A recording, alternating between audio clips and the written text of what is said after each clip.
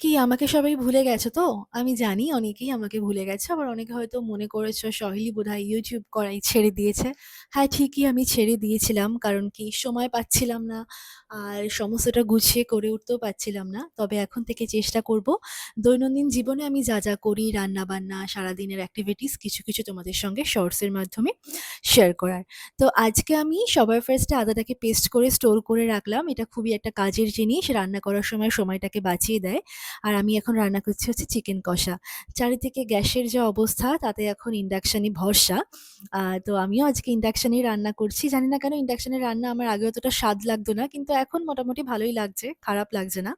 So পেঁয়াজ-টেয়াজ সমস্ত কিছু কষিয়ে মশলাপাতি দিয়ে এটাকে ভালো করে আজকে অনেকক্ষণ ধরে কষিয়ে রান্না করেছি।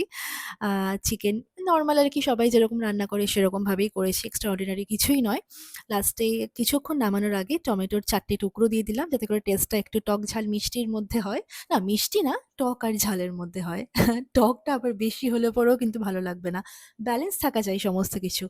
আর মিশো থেকে চলে এসেছিল এই একটা সুন্দর জিনিস যেটাতে আমি চামচগুলোকে সাজিয়ে রাখলাম। এখনো পর্যন্ত সমস্তটা আমি সাজিয়ে গুছিয়ে উঠতে পারিনি।